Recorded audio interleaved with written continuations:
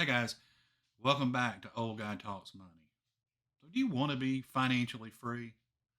Well, if so, today I'm going to tell you the 5 things you must know. So, let me ask you a question. You've got to go someplace. You know the address, you know the location. So, what do? You pull up Google Maps, you enter the information, it pulls it up, and it shows you exactly where you need to go. But then what does it do? Well, it asks you where you are. If you don't know where your starting point is, Google Maps will not help you. So let me tell you something. You can't get there if you don't know where you are. So, what are these 5 things? Well, really, they're fundamental, they're basics, but they're the foundation really for your entire financial life. So, let's look and see what they are. So, here they are, and you see over on the left, it's really only 5 things. So, what I own, those are your assets. What I owe, those are your liabilities. What's left over, that's going to be your net worth. What do I make? That's your income. And what do I expend? Your expenses. Okay. It's very, very simple. And a lot of people get hung up in this idea that finances are very complex or whatever. But if you boil it down to its most simple form and you think about it like this: what do I owe? What do I own? What's left over? What do I make? What do I spend? It'll take you a really long way. So let's look then at what assets are. So when you think of assets, think of something that has value. Okay. Almost look at it in this context of what can I convert relatively easy to cash. So when we look at this list, cash on hand, okay, our bank accounts, checking, savings, money market, health savings accounts, your investments, and that can be your stocks, bonds, IRAs, 401ks, ETFs, index funds, all those things. All right, then you've got real estate. Okay, so it could be your home, if you own land, rental properties, if you have a vacation home, any of those things. And then lastly is personal property. Now this one's a little iffy for me.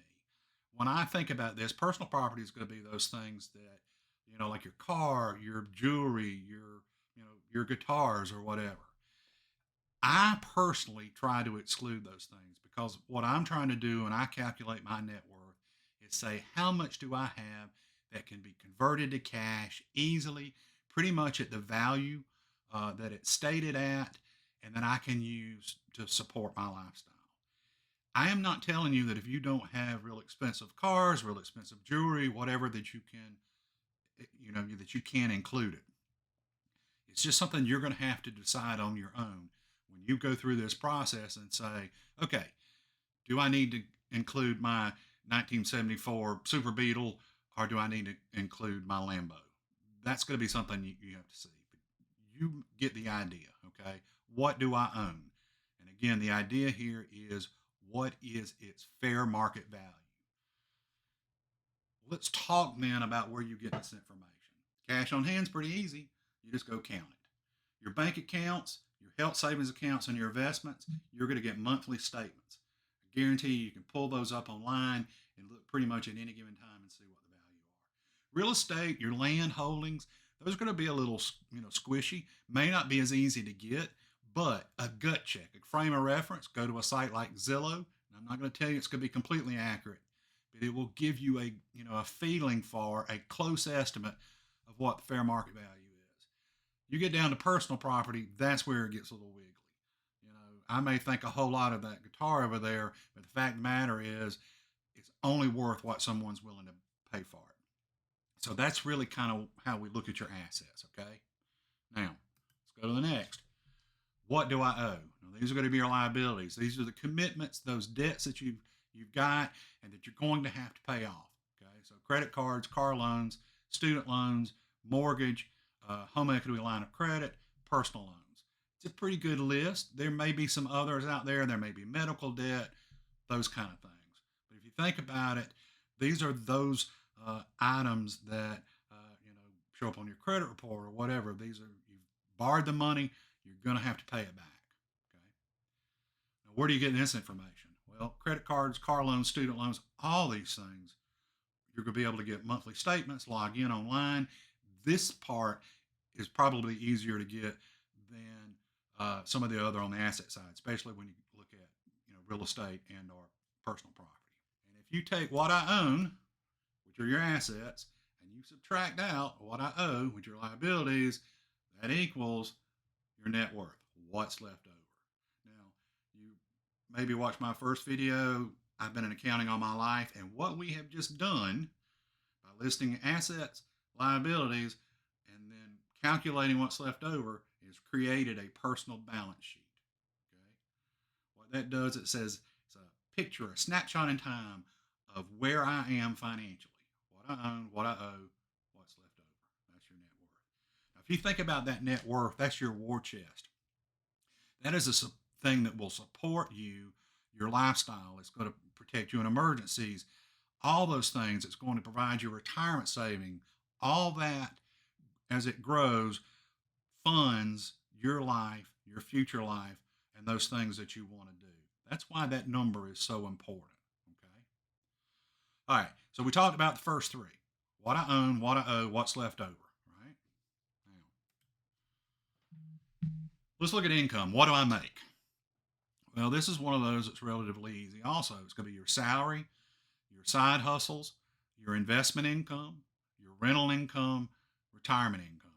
Okay. What you're trying to do here is capture all of the money that you have coming in during the month. Okay. This is one of those that's relatively easy to capture also, because if you go to your bank statement, you should see the deposits coming in, and you should be able to match those back to where they're generated from. Okay. This is really important because, again, this is the source that will lead to that net worth growth. Okay. All right. So what do I make? Now, what do I spend? All right. So, got money coming in from our salary, side hustles, etc.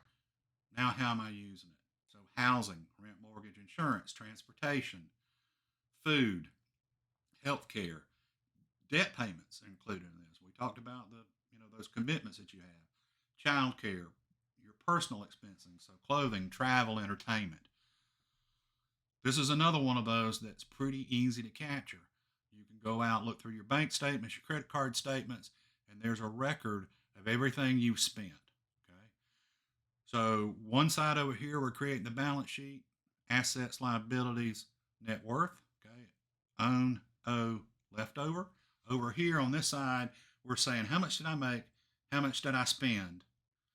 And then that bottom line is, did I end up positive for the month or negative for the month? Okay. So the next question is, what do I do with all this information? And I will tell you, if it were me, what I would do, if I was serious about this, is I would capture this data over a 3-month period at least, especially on your income and expenses if they tend to vary month to month. Once you do this, and if you're committed and can do a whole year, you really will get a good handle of what's coming in, what's going out. Okay. So we've done all the exercises. I told you 5 things you got to know to be financially free. Okay. Then what do we do? Well, set a goal. Are we planning for retirement? That's one goal. Are we saving for a house? Are we trying to get debt free? Use that as a lens to set what your plan is, okay? And from that goal, we're going to create a plan to get there. So go back to my Google Maps. All right, here's my goal. That's the destination I'm going to put in Google Maps. I know where I am now, and if you've ever done Google Maps, and it'll show you this is the fastest and this is the least traffic. It'll show you all these options. That's where we're going to create a plan. This is the part that's going to seem overly simple, and obviously it is never going to be this simple. But once you set your goal, once you create a plan, what are you going to do? You're going to pull the levers. So let me tell you what I mean by that. When you looked at that balance sheet and it said own, owe, net worth, if I have a goal to increase my net worth, to fund retirement or save for a house or to pay off debt, all those things, how can I do it? Well, if you look at that math, and forgive me, but the accountants go do it, and I know there's some accountants out there that will see this, and it goes assets minus liabilities equal capital. only way I can make that net worth bigger is to do one or two things. I got to increase the assets or decrease my liabilities. Those are the only two numbers that will impact your net worth. Okay. Again, said it's really simple. Sounds really simple. Here's an old guy, and he's saying, okay, you want to improve your net worth? All you got to do, increase your assets, decrease your liabilities. Easy peasy. I get it. It's not that easy. So how do we do it? Well, we want to increase our assets. There's a couple ways we can do it. One, market appreciation. So we've got money in the market, we're earning X percent, and over time, that will grow. And if we keep our liabilities fixed, just that improvement in the fair market value of our assets will improve our net worth. I don't know if you guys ever heard of the rule of 72, but it goes something like this. If you take the return that you're getting and divide it into 72, it will tell you how many years it will take that amount to double. Okay. So, for sake of easy math, if you're earning 7% and you divide that into 72, essentially in 7.2 years, excuse me, in 10 years, trying to do it in my head, that money will double. Okay, so you can do the same math with any, you take 72 and divide it by the rate you're getting, and that will give you an approximation of how long it will take that asset to double at that return. Okay, so that's one way to do it. Another way to do it is decrease your liabilities. Okay, that one's a little bit more challenging because the only way the liabilities get lowered is through being repaid. Okay, they're not going to magically grow like assets. Dear Lord, we don't want our liabilities to magically grow. That would be a bad thing. All right, so that then comes to income and expense because these two things are connected. This side over here, the asset side, is fed by the income side. Okay, so one way I can make my financial life better is increase my income. I increase my income, that bottom number, my net income goes up, gives me the ability to increase my assets and or decrease my liabilities. Okay, by the same token, you can decrease your expenses to make that bottom line net income bigger. Yeah. And then take it and increase your assets through investments, cash, whatever, buy land. That's one way. Or decrease your liabilities. So all these things are connected and these levers have push-pull effects. But the big picture is those five things. What I own, what I owe, what's left over, how much do I make, and how much do I spend will create a framework that you'll know where you are and then what levers to pull or what options you have to increase that net worth. So I've oversimplified it, and I get it. If you're sitting out there and you go, oh, guy, that sounds really good, but you don't know where I am, I get it. I feel like, and I can't prove this, but I feel like a lot of people are afraid to put pen to paper and see where they are because it's scary and they don't want to know. So they stick their head in the sand and they live their life, and things either get worse, stay the same, or maybe hopefully get better organically. But if you really want to do it, the first step is figuring out where you are, figuring out where you want to go. Look at the things I showed you that you can do to increase assets, decrease liabilities, make a plan, and execute it. So, I hope you enjoyed your time with Old Guy today. If you heard the little jingle, that's a dog. He's got to go out. So, I'm going to go take care of that. If you enjoyed the content, hit the like and subscribe. I appreciate y'all spending some time with me, and I'll see you in the next video. Take care, guys.